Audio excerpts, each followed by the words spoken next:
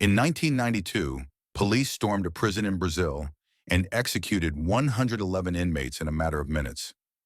The world watched in horror, but what no one asked was, what was happening inside those walls that turned that place into a true battlefield? There are prisons that have marked human history, not just for their intimidating structures, but for the stories of terror, violence, and despair that echo within their walls. Today, you're going to discover the 5 most terrifying prisons that have ever existed on the planet.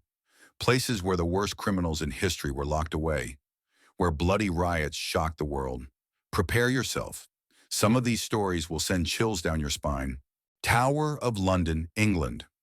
We begin our journey in 1078 with the oldest and most terrifying prison in Europe, the Tower of London. For over 900 years, this medieval fortress served as a prison for traitors, spies, and enemies of the British Crown. But it wasn't an ordinary prison. It was the place where nobles, queens, and even children waited for trials that almost always ended in execution.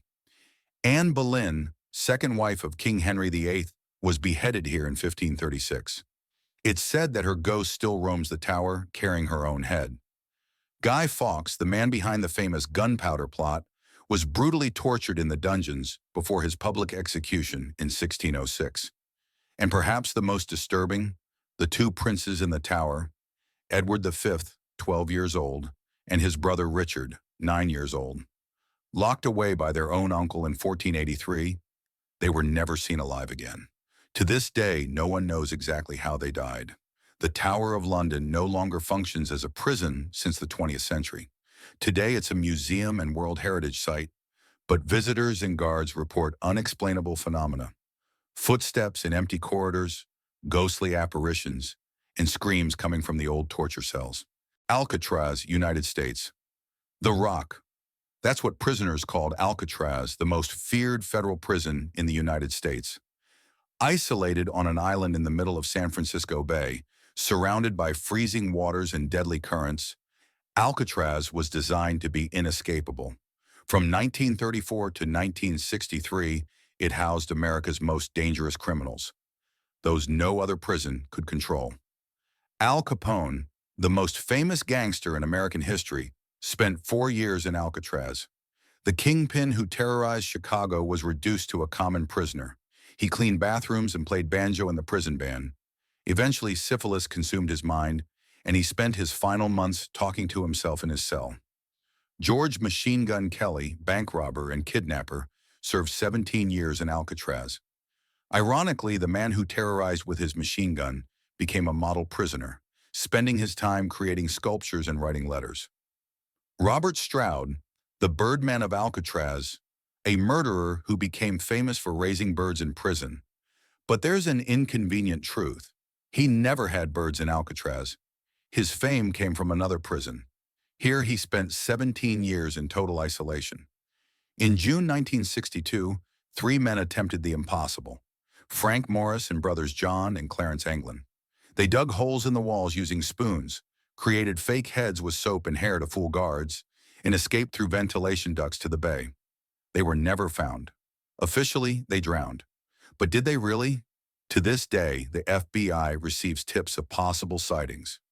Alcatraz closed in 1963, but operates as a museum. Over 1 million people visit the island every year. Many report strange sensations: cold winds on hot days, sounds of bars closing in empty corridors, and the feeling of being watched in the old solitary cells. San Quentin, United States. Just 30 kilometers from San Francisco stands California's oldest state prison and one of the deadliest in the United States. San Quentin opened in 1852 and continues operating to this day. It's the only prison in California with a gas chamber and death row. Over 700 people have been executed here, more than in any other American prison. Charles Manson, the cult leader who orchestrated the brutal murders of 1969, including actress Sharon Tate. Manson spent decades in San Quentin before dying in 2017. Sirhan Sirhan, the assassin of Robert F. Kennedy. He shot the senator in 1968 and remains imprisoned to this day. Despite multiple parole hearings, he continues behind bars. Richard Ramirez, the Night Stalker, serial killer who terrorized California in the 80s. He broke into homes during the night, tortured, raped, and murdered his victims. Ramirez died in San Quentin in 2013, awaiting execution. San Quentin is incredibly violent. Gangs control sectors. Stabbings and beatings are routine. In 2006, a fight between gangs left 2 dead and dozens injured. The death row wing houses over 700 condemned inmates, the largest death row in the country. Some have been waiting 30 years for execution. San Quentin continues operating normally. The prison offers rehabilitation programs, but overcrowding and violence remain serious problems. Carandiru, Brazil. Now we arrive in Brazil, and at the prison that became synonymous with horror in Latin America. The Carandiru Penitentiary Complex in Sao Paulo was inaugurated in 1920. Designed for 3,250 prisoners, it came to house over 8,000. It was the largest prison in Latin America and also the most dangerous. Imagine a place where there is no law, where the state abandons prisoners to their own fate, where criminal factions control every wing, every corridor, every cell.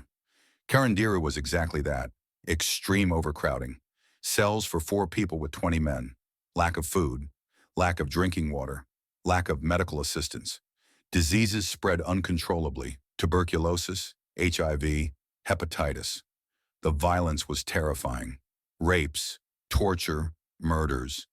Prisoners created their own rules, their own court, their own executions. Bodies were found hanged, stabbed, dismembered. But nothing, absolutely nothing, compares to what happened on October 2nd, 1992. The massacre. A fight between inmates in Pavilion 9 got out of control. The military police were called, but instead of containing the situation, they executed an operation that went down in history as one of Brazil's greatest human rights crimes. 111 prisoners were killed, most by shots to the back, the neck, the chest. Many were already surrendered. Some were executed inside their cells. The images shocked the world.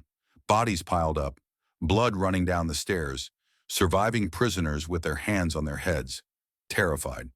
The state claimed self-defense, but later investigations proved it was a mass execution.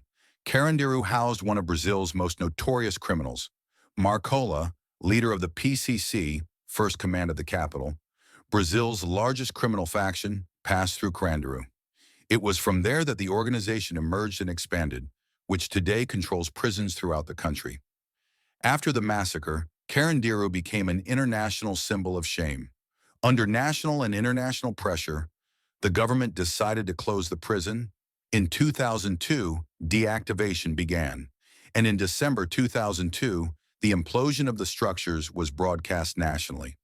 People watched, some with relief, others with tears, as those concrete pavilions collapsed in clouds of dust. In place of Carandiru, the youth park was built. Families have picnics where there were once cells. Children play where men died, but the memory remains. Auschwitz concentration camp, Poland. We arrive at number 1, and it must be said, it's not technically a prison, it's something much worse. Auschwitz was the largest extermination camp in human history. From 1940 to 1945, over 1.1 million people were murdered here.